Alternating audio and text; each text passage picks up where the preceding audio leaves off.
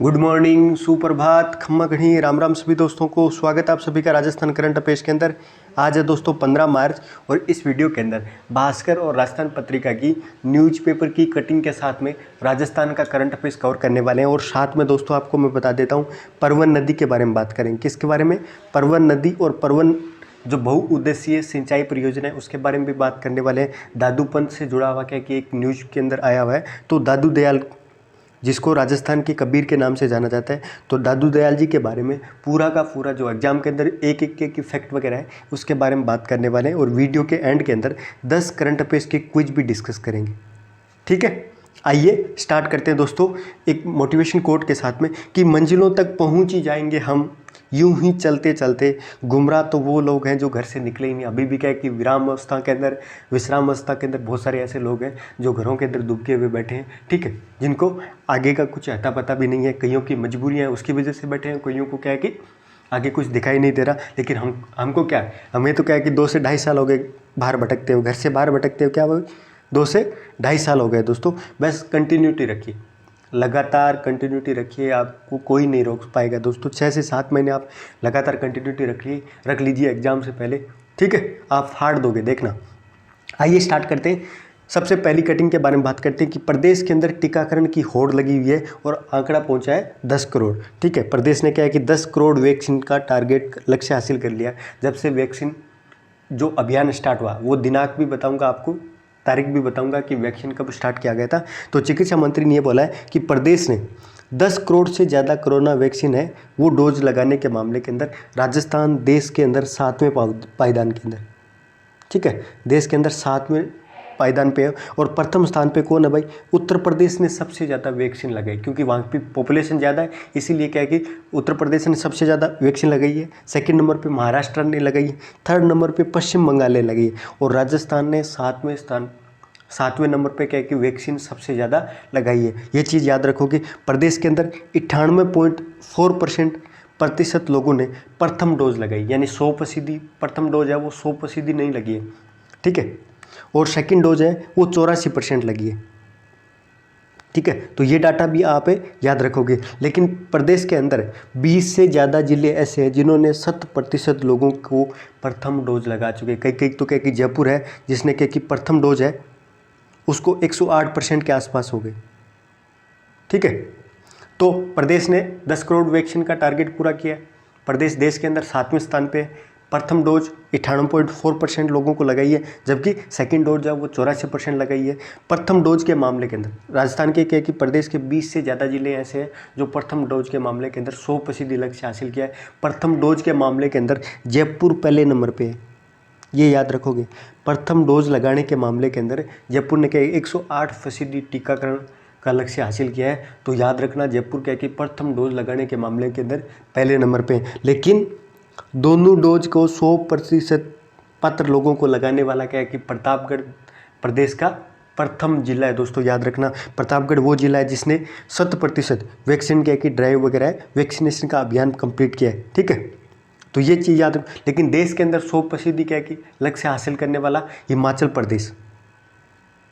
ये फैक्ट वगैरह हैं दोस्तों जिनको रट लीजिए आप।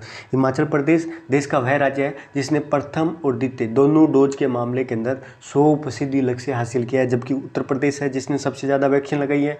राजस्थान है जिसने 10 करोड़ वैक्सीन के साथ में 7वें स्थान पे। तो ये कुछ फैक्ट वगैरह है, ये आप याद रखोगे। और प्रदेश का क्या कि वह कौन सा जिला है जिसने 100% वैक्सीन का लक्ष्य हासिल किया है? तो प्रतापगढ़। ठीक है, आइए कुछ और चीज़ें देखते हैं जिसके अंदर क्या बात करते हैं। ये है वो डेट जिस दिन क्या कि वैक्सीन अभियान का शुरुआत की गई थी, 16 जनवरी 2021 को। 16 जनवरी 2021 है, उस दिन क्या कि वैक्सीनेशन की शुरुआत की गई थी दोस्तों। तो ये डेट भी यहाँ पे याद रखिए। अगली न्यूज़ के बारे में बात करते हैं, सीमा भवानी शौर्य अभियान। कौन सा? सीमा भवानी शौर्य अभियान, जो महिला सशक्तिकरण राइड 2022 है, जिनका नाम है महिला सशक्तिकरण राइड 2022 है, उसकी शुरुआत की गई है, जिसको सीमा भवानी शौर्य अभियान के नाम से भी जाना जाता है। ये जयपुर में अमर जवान ज्योति है, वहाँ से इस अभियान की शुरुआत की गई थी। किसके द्वारा? ये बीएसएफ का है दोस्तों, सीमा सुरक्षा बल है, सीमा सुरक्षा बल है, उनके द्वारा सीमा भवानी शौर्य अभियान की शुरुआत की गई है। इनको बुलेट के साथ में इनको भ्रमण करने के लिए बोला गया है और महिला सशक्तिकरण का संदेश दिया जाएगा इस राइड के माध्यम से। ये 23 दिवसीय 23 दिनों की ये राइड रहेगी, जिसमें लगभग क्या है कि 5280 किलोमीटर क्या है कि दूरी तय की जाएगी इनके द्वारा, ठीक है। और ये किसका अभियान है? सीमा सुरक्षा शरद अभियान, शरद हवा अभियान है। ये भी क्या है कि दोस्तों बीएसएफ का अभियान है, जो क्या है कि सर्दियों के दौरान बॉर्डर की क्या है कि पाकिस्तान से क्या है कि लगी क्या है कि जो फेंसिंग वगैरह है उसकी और ज़्यादा सिक्योरिटी वगैरह सुनिश्चित करने के लिए बीएसएफ के द्वारा शरद हवा अभियान स्टार्ट किया गया था। जबकि सीमा भवानी शौर्य अभियान भी किसका अभियान है? तो ये बीएसएफ का अभियान है, जिसको महिला सशक्तिकरण राइड 2022 के नाम से भी जाना जाता है, ठीक है। नेक्स्ट दोस्तों, चुप्पी तोड़ो स्यानो बनो अभियान। बहुत ही महत्वपूर्ण अभियान है दोस्तों ये। चुप्पी तोड़ो स्याणी बनो, ये स्याणी बनो है, ठीक है। तो ये किसके द्वारा? भाई जयपुर जिले के द्वारा। जयपुर जिले के विभिन्न उपखंड हो गया, ब्लॉक हो गया, पंचायत वगैरह है, वहाँ पे 14 तारीख से लेके 16 तारीख तक चुप्पी तोड़ो स्यानी बनो अभियान की शुरुआत की जाएगी दोस्तों। कार्यशाला आयोजित की जाएगी, जिसके अंदर बालिकाओं को, ठीक है, बालिकाओं को गुड टच और बैड टच के बारे में बताया जाएगा, ठीक है। गुड टच और बैड टच के बारे में बताया जाएगा। साथ में क्या कि किशोरी बालिकाओं और महिलाओं को माहवारी और स्वच्छता प्रबंधन के बारे में क्या कि उनको पीरियड से जुड़ी हुई क्या कि स्वच्छता प्रबंधन है उसके बारे में भी जानकारी दी जाएगी, ताकि उनके अंदर क्या कि एक तरह का उनको जागरूक क्या कि बनाया जाएगा, ठीक है। इस मामले के अंदर जागरूक बनाया जाएगा ताकि क्या कि वो स्वस्थ रह सके और आत्मविश्वास के साथ में क्या कि अपना क्या कि एक तरह से सशक्त हो सके। ये इस अभियान का क्या कि मुख्य उद्देश्य है, ठीक है। और राजकीय विद्यालयों के अंदर क्या कि जो कार्यकर्ता अध्यापिका वगैरह है उनको इस मामले के अंदर क्या कि उनको क्या कि प्रशिक्षित किया गया है, ताकि क्या कि इस अभियान का नेतृत्व कर सके। तो चुप्पी तोड़ो स्यानी बनो अभियान किससे संबंधित है? तो बालिकाओं को गुड टच और बैड टच के बारे में बताना, साथ में क्या है कि किशोरी बालिकाओं और महिलाओं को महामारी स्वच्छता प्रबंधन है उसके बारे में भी बताना है। ये जयपुर जिले के द्वारा ये अभियान स्टार्ट किया गया है, ठीक है। आप इसको पत्रिका के अंदर भी देख सकते हो। जिला प्रशासन प्लस क्या कि ग्लोबल महिला बाल विकास विभाग है, आईपीई ग्लोबल महिला बाल विकास विभाग और जिला प्रशासन के द्वारा ये चुप्पी तोड़ो स्यानी बनो अभियान है वो प्रदेश के अंदर चलाए गए। अगला दोस्तों शिवशंकर अग्रवाल है, एक नई अपॉइंटमेंट हुई है राजस्थान सचिवालय सेवा अधिकारी संघ के अंदर। किसके अंदर? राजस्थान सचिवालय सेवा अधिकारी संघ है, उसके अध्यक्ष पद हेतु क्या कि चुनाव वगैरह हुए थे, जिसके अंदर किसने बाजी मारी है? भाई शिवशंकर अग्रवाल ने। शिवशंकर अग्रवाल है वो राजस्थान सचिवालय सेवा अधिकारी संघ का चेयरमैन वगैरह, जिनको अधिकारी का अध्यक्ष वगैरह बनाया गया दोस्तों। ये भी याद रखोगे आप। इन्होंने मेघराज के कि पंवार साहब है उसको हराया था चुनाव के अंदर, और ये इससे पहले भी राजस्थान सचिवालय कर्मचारी संघ के अध्यक्ष रह चुके हैं। राजस्थान के कि सचिवालय कर्मचारी संघ के अध्यक्ष रह चुके हैं शिवशंकर अग्रवाल, जो वर्तमान के अंदर राजस्थान सचिवालय सेवा अधिकारी संघ का, पहले कर्मचारी का था और अभी अधिकारी का जो संघ है उसका अध्यक्ष बने, ठीक है। अगला दोस्तों सिकाउटी उत्सव के बारे में बात करते हैं। जो सिकाउटी उत्सव है जो आप देख रहे हो ये कहाँ पे आयोजित होने वाला है? ये लक्ष्मणगढ़ सीकर के अंदर, ठीक है। तो इस बार 2022 का जो सिकाउटी उत्सव है उसका आयोजन कहाँ हो रहा है? याद रखना, लक्ष्मणगढ़ सीकर के अंदर क्या है कि इसका 20 से 22-24 मार्च के बीच में क्या है कि इसका आयोजन होगा। बाकी चीज़ें अपन क्या है कि इसके बारे में बाद में बात करेंगे दोस्तों। अगली परवन वृद्ध सिंचाई परियोजना है, उसके क्षेत्र में किसानों को देय मुआवजा राशि है उसकी पुनः जाँच की जाएगी। तो ये राशि वगैरह क्या सीन है अपने को कोई मतलब नहीं है। एक तरह से ये जो योजना है दोस्तों ये राजनीतिक एजेंडे का शिकार हो चुकी है, ठीक है। बीजेपी के द्वारा वसुंधरा राज्य के काल के अंदर क्या है कि इस परवन नदी है, परवन वृद्ध सिंचाई परियोजना है, उसको परमिशन वगैरह दी गई थी। उसके बाद में क्या है कि ये ठंडे बस्ते में 2021 जो पिछला बजट है राजस्थान का, जिसके अंदर इस परियोजना के लिए 800 करोड़ रुपए की व्यवस्था की गई थी, ठीक है, राजस्थान सरकार के द्वारा। तो परवन वृद्ध सिंचाई परियोजना है उसके बारे में बात करते हैं। ये जो सिंचाई परियोजना है दोस्तों लगभग क्या है कि 6800 करोड़ रुपये की परियोजना है। कितनी? 6800 करोड़ रुपए की परियोजना है दोस्तों। और इसके अंतर्गत कहाँ पे? परवन नदी पे क्या कि बांध बना के कोटा, झालावाड़ ये क्वेश्चन आ चुका है, कौन कौन से जिलों के अंदर क्या है कि परवन वृहद सिंचाई क्षेत्र परियोजना से लाभान्वित क्या है कि जो राज्य जिले वगैरह हैं वो कौन कौन से हैं, तो कोटा, झालावाड़ और बारां। बूंदी नहीं है दोस्तों, बारां। ये आरएस प्री के अंदर ये क्वेश्चन आया हुआ आपकी बार। कोटा, झालावाड़, बारां क्या है कि परवन वृहद सिंचाई परियोजना के लाभान्वित क्या है कि जिले, ये याद रखोगे। आइए परवन नदी के बारे में बात कर लेते हैं। परवन नदी दोस्तों अजनार और घोड़ा पछाड़ की संयुक्त धारा है।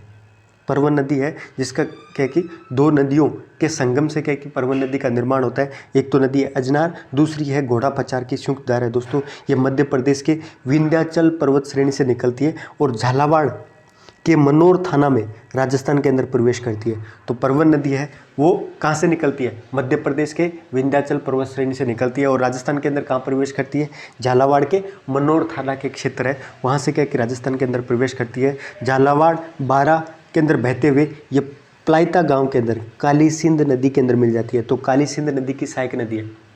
परवन नदी किसकी सहायक नदी है, काली सिंध सहायक नदी की है। इसका प्रवेश कहाँ से होता है, झालावाड़ के मनोर थाना से होता है और ये झालावाड़ बारां के अंदर बहते हुए काली सिंध के अंदर क्या कि बारां जिला है जहाँ पे क्या कि काली सिंध नदी के अंदर मिल जाती है। दोस्तों झालावाड़ जिले के अंदर मनोर थाना तहसील के बड़बद की ग्राम पंचायत में परवन नदी नेवज नदी के साथ में संगम बनाती है। ठीक है, तो झालावाड़ जिले के अंदर क्या कि परवन नदी और नेवज नदी है, ये दोनों मिलती है दोस्तों और इसी संगम पे एक शिवलिंग और एक किले का निर्माण किया गया है। एक शिवलिंग और किले का निर्माण किया गया और किला कौन सा है भाई, मनोर थाना दुर्ग। मनोर थाना दुर्ग है वो कहाँ पे भाई, झालावाड़ के अंदर है। और कौन कौन सी नदियों के संगम पे, नेवज और परवन नदी के संगम पे झालावाड़ के अंदर मनोर थाना दुर्ग के स्थित है। ये भी याद रखोगे। इसी नदी के किनारे बारां जिले के अंदर शेरगढ़ का जो किला और शेरगढ़ का क्या अभ्यारण्य, ये दोनों के दोनों परवन नदी के अंदर स्थित है। बारां जिले के अंदर शेरगढ़ अभ्यारण्य है और शेरगढ़ का किला है। शेरगढ़ का जो किला है उसको कोसवर्धन किला के नाम से भी जाना जाता है। कोसवर्धन किला के नाम से शेरगढ़ किले को जाना जाता है। और शेरगढ़ किला और शेरगढ़ अभ्यारण्य ये दोनों के दोनों कहाँ पे हैं, बारां जिले के अंदर और दोनों के दोनों परवन नदी के किनारे। दोस्तों बहुत ही इंपॉर्टेंट फैक्ट है इसके नदी के, ठीक है। इसके बारे में वर्तमान के अंदर परवन वृहद सिंचाई परियोजना है वो इसका हिस्सा है जो कोटा, झालावाड़ और बारां जिले को क्या कि बारां जिले के लिए इस परियोजना का निर्माण किया जा रहा है। झालावाड़ के मनोर थाना गांव के अंदर कालीखाड़ यानी घोड़ा पछाड़ का परवन नदी में संगम होता है और यहीं पे, सॉरी दोस्तों आपको मैंने गलत बता दिया, ठीक है, जो नेवज नदी है और परवन नदी का संगम होता है वहाँ पे एक किला वगैरह बनाया गया है जिस किले का नाम क्या है, मनोर थाना दुर्ग नहीं। परवन नदी जब घोड़ा पछाड़ नदी के साथ में क्या कि संगम होता है झालावाड़ के मनोर थाना गाँव के अंदर कालीखाड़ यानी घोड़ा पछाड़ परवन नदी का संगम होता है, वहीं पे मनोर थाना के दुर्ग है वो जल दुर्ग के रूप में क्या स्थित है। ये याद रखोगी। इसकी सहायक नदियाँ कौन कौन सी है, कालीखाड़, घोड़ा पछाड़ और नेवज नदी, ये दो नदी परवन की सहायक नदी है। परवन खुद क्या है कि काली सिंध की सहायक नदी है और परवन की सहायक नदियाँ कौन कौन सी है, नेवज और घोड़ा पछाड़, ठीक है। अगला दोस्तों, संस्कृत भाषा फिल्म महोत्सव का टॉक शो वगैरह आयोजित किया गया है। कुछ आपको चीज़ें बताता हूँ दोस्तों जिसको ध्यान से सुनिए आप। सबसे पहले राजस्थान संस्कृत अकादमी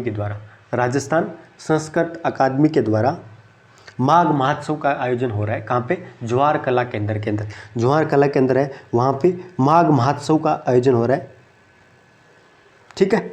और उसी के साथ में संस्कृत भाषा फिल्म महोत्सव का भी आयोजन हो रहा है। ये जो माघ महोत्सव है ये 1 महीने तक चलेगा, जबकि ये जो संस्कृत भाषा फिल्म महोत्सव है ये ज्वार कला केंद्र के अंदर माघ महोत्सव के अंतर्गत ही फिल्म महोत्सव का आयोजन किया जा रहा है। और ये क्या हो रहा है, प्रदेश के अंदर पहली बार हो रहा है। प्रदेश में ऐसा पहली बार हो रहा है कि राजस्थान संस्कृत अकादमी के द्वारा आयोजित माघ महोत्सव के अंतर्गत ही संस्कृत भाषा फिल्म महोत्सव का आयोजन हो रहा है और देश के अंदर ये दूसरी बार हो रहा है। तो ये फैक्ट आप याद रखोगे। दूसरी चीज़ ये बताता हूँ आपको, जो राजस्थान संस्कृत अकादमी है इसके बारे में बताता हूँ आपको। राजस्थान संस्कृत अकादमी है, इसकी स्थापना कब हुई थी, 1980 के अंदर हुई थी। कब हुई थी, 1980 के अंदर। इसका मुख्यालय कहाँ पे है भाई, इसका मुख्यालय दोस्तों जयपुर के अंदर, ठीक है। इसके द्वारा एक त्रैमासिक हर 3 महीने से एक पत्रिका का प्रकाशन होता है जिसका नाम है स्वर मंगला। ये राजस्थान संस्कृत अकादमी के बारे में बता रहा हूँ मैं। स्वर मंगला नाम से पत्रिका है उसका प्रकाशन होता है। और इसी के द्वारा राजस्थान संस्कृत अकादमी के द्वारा कवि माघ साहब है जो संस्कृत के विद्वान थे, इसीलिए इसके द्वारा माघ महोत्सव का आयोजन किया जाता है। और इसके द्वारा कुछ इसका एक बहुत ही महत्वपूर्ण पुरस्कार का नाम क्या है, माघ पुरस्कार। तो आप याद रखोगे माघ पुरस्कार है वो कौन सी साहित्य अकादमी के द्वारा दिया जाता है, तो संस्कृत राजस्थान संस्कृत अकादमी है उसके द्वारा माघ पुरस्कार से कह के सम्मानित किया, एक संस्कृत के को बढ़ावा देने और सम्मान के लिए माघ पुरस्कार से सम्मानित किया जाता है। ठीक है, तो ये सारे के सारे डाटा वगैरह थे। अगला दोस्तों, दादू मेला के अंदर गोपाल दास जी महाराज का कह के स्वागत किया गया था। तो आइए अपन क्या किसके बारे में बात करते हैं, दादू पंत के बारे में बात करते हैं दोस्तों। दादू दयाल जी जो राजस्थान के एक बहुत ही महत्वपूर्ण और राजस्थान के कबीर भी कहा जाता है, इनको बहुत ही महत्वपूर्ण संत है जिनके बारे में बात करते हैं। दादू दयाल जी का जो जन्म हुआ था दोस्तों वो 1544 के अंदर अहमदाबाद के अंदर जन्म हुआ था। तो गुजरात के अहमदाबाद के अंदर दादू दयाल जी का जन्म हुआ था 1544 के अंदर, ये याद रखोगे। इसके बाद दादू जी की जो रचनाएं वगैरह है वो दादू दयाल जी की रिवाणी और दूहा हरेडे वाणी के नाम से भी जाना जाता है। दादू दयाल जी की जो भी रचनाएं वगैरह थे वो इस नाम से जाना जाता है। इनकी भाषा कौन सी थी भाई, ढूंढानी थी, और ढूंढानी को सुदुकुड़ी के नाम से भी जाना जाता है, सुदुकड़ी। ठीक है, ये भी आप याद रखिए, सुदुकड़ी या ढूंढानी भाषा के अंदर क्या कि दादू जी की रचनाएं वगैरह थी सारी की सारी, जिनका जन्म 1544 के अंदर हुआ था। नरेना या नारायणा क्या कि जयपुर के अंदर है, जहाँ पे दादू पंथियों की प्रधान गद्दी है, प्रधान पीठ दादू पंथ है उसकी प्रधान पीठ कहाँ पे है, जयपुर के नारायणा गाँव है, जहाँ पे बहराणा की पहाड़ी है, बहराणा की पहाड़ी। ठीक है, याद रखोगे। ठीक है, जहाँ पे क्या कि एक मंदिर भी बना हुआ है बहराणा की पहाड़ी पे दादू पंथ का। और नरेना और नारायणा के अंदर वहाँ पे जयपुर के अंदर इनकी प्रधान पीठ है, ये भी आप याद रखोगे। 1585 के अंदर फतेहपुर सीकरी की यात्रा के दौरान अकबर से भेंट की थी और अपने विचारों से क्या कि प्रभावित किया था। तो अकबर से भी अकबर के समकालीन थे, 1544 के अंदर इनका जन्म हुआ था। 1585 के अंदर अकबर से ये फतेहपुर सीकरी के अंदर मिले थे और सांबर के अंदर आके 1568 के अंदर सांबर में आके दादू दयाल जी के द्वारा अपना प्रथम उपदेश दिया गया था। तो ये भी आप याद रखोगे, पहला उपदेश कहाँ पे दिया गया, सांबर के अंदर। कब दिया गया था, 1568 के अंदर। ठीक है, 1574 के अंदर दादू दयाल ने सांबर के अंदर दादू संप्रदाय की स्थापना की थी और मृत्यु के बाद में दादू पंथ के नाम से जाने लगे थे। तो 1574 के अंदर प्रथम उपदेश दिया था 1568 के अंदर, और 1574 के अंदर दादू पंथ की स्थापना की गई थी, एक संप्रदाय की स्थापना की गई थी दादू पंथ की। आपको पता है कि दोस्तों की रामसनेई संप्रदाय है, उसकी प्रधान पीठ भी जयपुर है। ठीक है, ये भी आप याद रखोगे, इसकी प्रधान पीठ भी क्या कि जयपुर है, जबकि क्या कि दादू पंथ है उसकी प्रधान पीठ क्या कि नरेना नारायणा के अंदर। ठीक है, तो 1574 के अंदर सांबर के अंदर दादू संप्रदाय की स्थापना की गई थी और मृत्यु के बाद में दादू पंथ के नाम से जाना लग गया था। वो दादू पंथ के सत्संग स्थल को अलख दरिगा के नाम से जाना जाता है। कितने शानदार फैक्ट है, आपसे एग्जाम से एक क्वेश्चन बाहर नहीं जाएगा।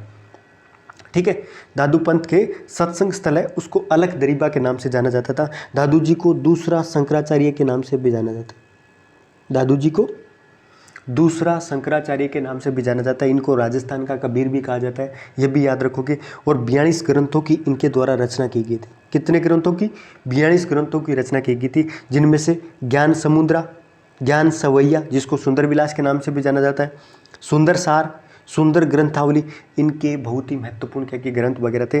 ज्ञान समुद्रा, ज्ञान सवैया, सुंदर सार और सुंदर ग्रंथावली, ये चारों के चारों ग्रंथ हैं, आप रट लीजिए। दादू दयाल जी के द्वारा 42 ग्रंथों की रचना की गई थी। तो ये बहुत ही कुछ महत्वपूर्ण फैक्ट थे आपको दादू दयाल जी के बारे में बताया। अगला दोस्तों, गुप्ता जी बने साहब रेलवे के प्रिंसिपल ईडी। ठीक है, तो ये अपने लिए इंपॉर्टेंट नहीं है, अपने लिए इंपॉर्टेंट क्या है भाई, ये कवच तकनीक है। ये जो कवच है जिसका हाल ही के अंदर रेलवे मंत्रालय के द्वारा, खुद रेलवे मिनिस्टर है उनके द्वारा क्या है कि परीक्षण वगैरह किया गया था। तो कवच टेक्नोलॉजी के बारे में बताता हूँ दोस्तों। ये राजस्थान के अंदर इन्हीं के प्रयासों से 1586 किलोमीटर है रूट पर कवच तकनीक को मंजूरी प्रदान की गई है। ये कवच तकनीक क्या है, टक्कर को रोकने के लिए काम, ये जो एक ट्रेन इधर से आ रही है, एक ट्रेन इधर से आ रही है, इन दोनों के बीच में ये कवच तकनीक ही है जो क्या है कि दोनों ट्रेनों के बीच में क्या है कि आमने सामने से आने वाली क्या है कि जो ट्रेन है उसकी भिड़ंत वगैरह है, दुर्घटना वगैरह है, उसको रोकने के लिए रेलवे मंत्रालय के द्वारा कवच तकनीक का विकास किया गया है, जिसके अंतर्गत ये जो तकनीक है अपने सेंसर के मदद से पहले ही रोक लेती है। ठीक है, ये तकनीक क्या है कि पहले ही क्या है कि ट्रेन को क्या है कि दोनों ट्रेनों को कुछ दूरी के अंदर रोक देगी। ठीक है, तो कवच तकनीक किससे संबंधित है? ये रेलवे दुर्घटना को रोकने के लिए रेलवे मंत्रालय के द्वारा विकसित किया गया। अगला दोस्तों, स्वच्छ वायु स्वस्थ आयुक्त। ठीक है, Rajasthan state pollution control board है, उसके द्वारा कुछ बहुत ही महत्वपूर्ण क्या कि पहल वगैरह की गई है। एक तो क्या कि low cost sensor web portal की स्थापना की गई है। क्या की गई है? Low cost sensor web portal है, उसके द्वारा एक मोबाइल ऐप है, उसका शुभारंभ किया गया है राजस्थान राज्य प्रदूषण नियंत्रण मंडल के द्वारा। और इसके द्वारा राजस्थान राज्य प्रदूषण नियंत्रण मंडल है जयपुर, उसने IIT कानपुर तथा इरिक्शन के संयुक्त तत्वाधीन के अंदर जयपुर शहर के अंदर 40 स्थानों पे लो कॉस्ट सेंसर लगाए गए। लो कॉस्ट सेंसर लगाए गए, 5 स्थानों पे डिस्प्ले बोर्ड वगैरह भी स्थापित किए गए और इन सेंसर की मदद से कम लागत के अंदर पूरे शहर की वायु गुणवत्ता की निगरानी वगैरह करने और वायु प्रदूषण के स्तर वगैरह है उसका अनुमान करने के लिए ये सेंसर वगैरह है, ये राजस्थान जो प्रदूषण मंडल है उसके द्वारा ये सेंसर वगैरह स्थापित किए गए प्रदेश की जयपुर के अंदर 40 स्थानों पे। और इन सेंसर की मदद से वायु गुणवत्ता से संबंधित जो भी डाटा वगैरह है वो आमजन को डिस्प्ले किया जाएगा।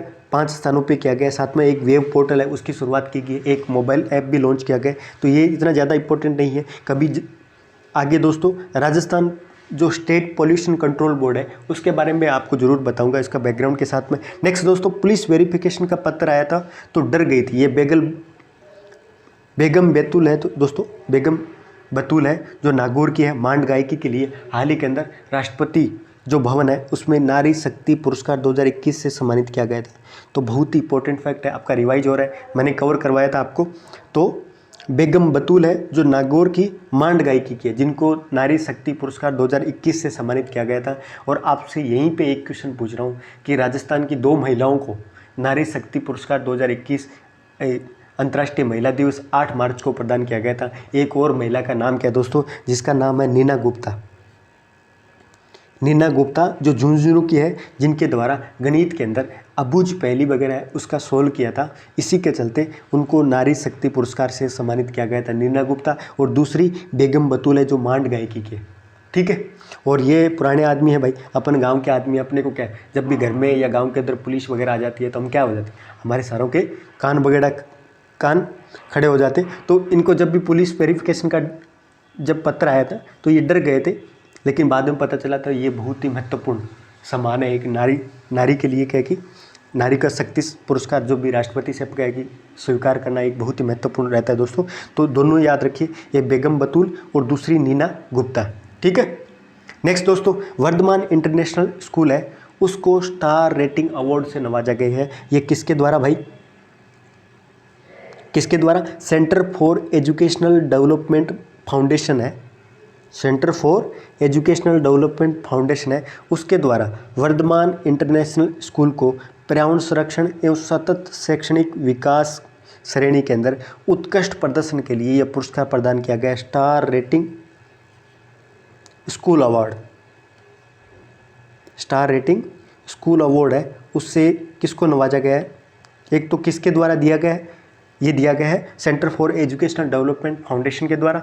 और किसको दिया गया है? वर्धमान इंटरनेशनल स्कूल को क्या कि स्टार रेटिंग पुरस्कार है, ये पर्यावरण संरक्षण की श्रेणी के अंदर ही दिया है, पर्यावरण संरक्षण और सतत विकास की श्रेणी के अंदर दिया गया है दोस्तों, याद रखना। ठीक है, अगला बॉक्सिंग क्या की चैंपियनशिप है। अगला दोस्तों बॉक्सिंग चैंपियनशिप के बारे में बात करते हैं, जो एशियन यूथ और जूनियर बॉक्स चैंपियनशिप है, ये आयोजित कहाँ पे हो रही है?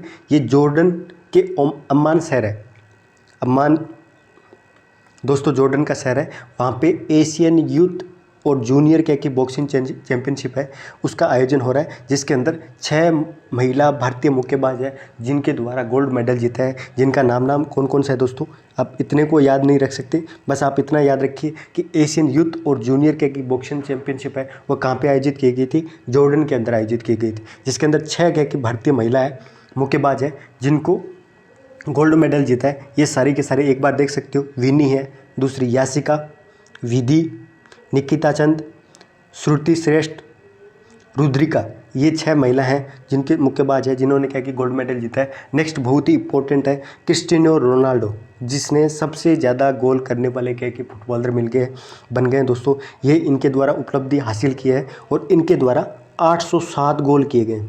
कितने?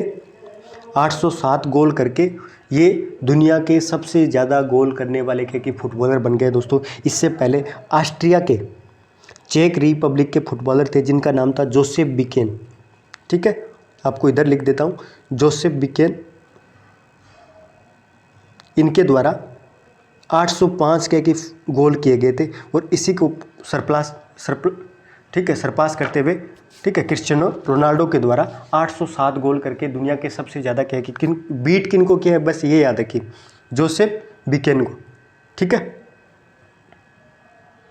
अगला दोस्तों, पंत ने कपिल का 40 साल पुराना क्या कि रिकॉर्ड वगैरह है वो तोड़ा है। हाल ही के अंदर टेस्ट के अंदर सबसे तेज अर्धशतक लगाने वाले भारतीय क्या कि बल्लेबाज बन गए। ठीक है, टी20 के अंदर बात नहीं हो रही, ये टेस्ट के अंदर सबसे ज़्यादा तेज क्या कि अर्धशतक लगाने वाले कपिल देव साहब है जिनका रिकॉर्ड तोड़ा है 40 साल। और कपिल देव साहब तो चाहते हैं खुद हैं कि इनके सारे रिकॉर्ड वगैरह तोड़े। ऋषभ पंत है जिसने 28 गेंद के अंदर श्रीलंका के खिलाफ बेंगलुरु के अंदर अर्धशतक बनाया दोस्तों। और कपिल देव साहब थे जिन्होंने 30 बॉलों के अंदर पाकिस्तान के खिलाफ 1982 के अंदर कराची के अंदर ये अर्धशतक बनाया गया था। तो ये आप कपिल देव साहब हैं, उन्होंने पाकिस्तान के खिलाफ कराची के अंदर, जबकि क्या कि ऋषभ पंत है उसने श्रीलंका के खिलाफ बेंगलुरु के अंदर टेस्ट के अंदर सबसे तेज अर्धशतक लगा के इनका रिकॉर्ड वगैरह तोड़ा है। उसके बाद शार्दुल ठाकुर है, वीरेंद्र सहवाग साहब भी हैं जिन्होंने क्या कि 32 बॉलों के अंदर। नेक्स्ट दोस्तों, चेयरमैन रंजीत रथ है जिनको ऑयल इंडिया का क्या कि सारथी वगैरह बनाया गया। भाई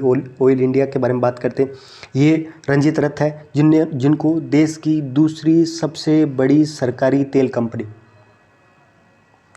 देश की दूसरी सबसे बड़ी सरकारी तेल कंपनी है जिनका नाम है ऑयल इंडिया लिमिटेड है। इसके नए चेयरमैन के रूप में, नए सारथी के रूप में रंजीत रथ की नियुक्ति की गई है, बस इतना ही याद रखिए।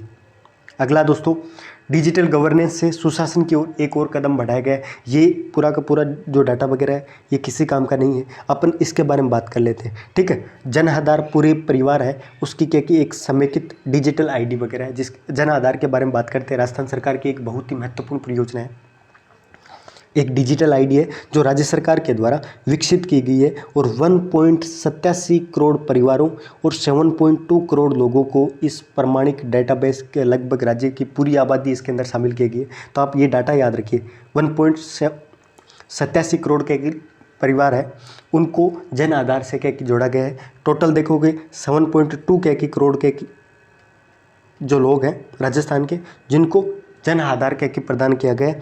और ये जो इसका उपयोग ऑटो अनुमोदन प्रक्रिया के लिए, ठीक है, इतना ज़्यादा नहीं है, इसके अंदर डाटा दिया हुआ नहीं है दोस्तों।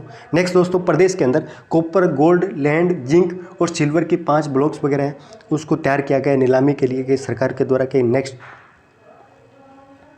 जल्दी क्विज देख लेते हैं। हाल ही के अंदर आरबीआई ने किस पेमेंट बैंक को नए ग्राहकों के ऑन बोर्डिंग को रोकने का निर्देश दिया गया है? तो पेटीएम पेमेंट बैंक है उसको आरबीआई के द्वारा रोका गया है कि अपने नए ग्राहक वगैरह है उसको ऑन बोर्डिंग वगैरह है उसको करने के लिए क्या कि रोका गया है हाल ही के अंदर। अगला क्वेश्चन है, हाल ही के अंदर भारतीय बीमा नियामक एवं विकास प्राधिकरण के अध्यक्ष किसको बनाया गया?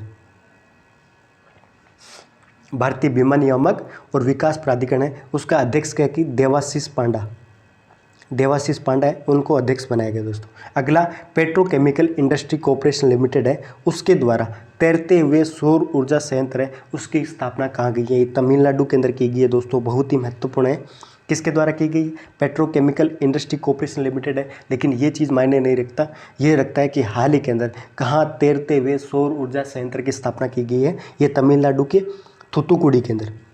ठीक है, थूथुकुडी के अंदर क्या है कि तैरता हुआ सौर ऊर्जा संयंत्र की स्थापना की गई है। अगला क्वेश्चन है, democracy report 2022 autocratization changing of nature, ये रिपोर्ट का नाम है democracy report 2022 autocratization changing क्या की नेचर है। भारत का कौन सा स्थान रहा है? तो 93 पोजीशन है। और आपको मेरे को ये बताओगे कि ये रिपोर्ट है वो किसके द्वारा जारी की जाती है। डेमोक्रेसी रिपोर्ट 2022 है वो किसके द्वारा की जाती है, जिसमें भारत का 93वां स्थान आया। नेक्स्ट, 14 मार्च को विश्व भर के अंदर कौन सा दिवस मनाया जाता है, तो 14 मार्च को दोस्तों पाई दिवस मनाया जाता है। कौन सा? पाई दिवस मनाया जाता है। हाल ही के अंदर किससे? राष्ट्रीय वित्तीय रिपोर्टिंग प्राधिकरण, जिसकी स्थापना कौन से एक्ट के तहत? ये कंपनी अधिनियम 2013 के अंतर्गत, कंपनी एक्ट है दोस्तों 2013, जिसके अंतर्गत राष्ट्रीय वित्तीय रिपोर्टिंग प्राधिकरण की स्थापना हुई थी। और इसी के नए अध्यक्ष के रूप में अजय भूषण पांडे साहब है। अजय भूषण पांडे साहब है, जिसको राष्ट्रीय वित्तीय रिपोर्टिंग प्राधिकरण है उसका अध्यक्ष बनाया गया है। अगला, किस राज्य सरकार के द्वारा सुषमा स्वराज पुरस्कार की घोषणा की गई है? बहुत ही इंपॉर्टेंट क्वेश्चन है, स्टार मार्क कर लीजिए दोस्तों, क्योंकि सुषमा स्वराज है खुद हरियाणा से आते थे, राज्यसभा के सदस्य थे, लोकसभा से भी इनके द्वारा चुनाव लड़े गए थे। तो सुषमा स्वराज के जो पुरस्कार है वो हरियाणा राज्य सरकार के द्वारा शुरू किया गया। नेक्स्ट, हाल ही के अंदर राष्ट्रीय युवा संसद महोत्सव 2022 के किस संस्करण का उद्घाटन किया गया? 2022 का जो राष्ट्रीय युवा संसद महोत्सव है 2022, ये तीसरा संस्करण है। इससे पहले 2 और राष्ट्रीय युवा संसद का आयोजन हो चुका है दोस्तों। तो 2022 का जो राष्ट्रीय युवा संसद महोत्सव है वो तीसरा संस्करण है, ये याद रखोगे। तो ये आज के एक क्वेश्चन और है। हाल ही के अंदर टी राजा कुमार को किसका अध्यक्ष चुना गया है? टी राजा कुमार है, उसको financial action task force FATF, तो ये तो बहुत ही महत्वपूर्ण अपॉइंटमेंट है दोस्तों। टी राजा कुमार है, जिसको फाइनेंशियल एक्शन टास्क फोर्स है उसका अध्यक्ष बनाया गया। तो ये आज की बहुत ही महत्वपूर्ण करंट अफेयर्स थी, जिसको डिटेल से डिस्कस किया दोस्तों। कुछ करंट अफेयर्स वगैरह हैं जिनको यदि रह गई है तो उसको बाद में कभी डिस्कस कर लेंगे। और अब आपकी जिम्मेदारी बनती है कि यदि वीडियो पसंद आए और मेरी मेहनत पसंद आए तो दोस्तों ज़रूर अपने करीबी यार दोस्तों के साथ शेयर करिए। अपना ख्याल रखिए और लगे रहिए दोस्तों। जय हिंद, जय भारत और जय राजस्थान।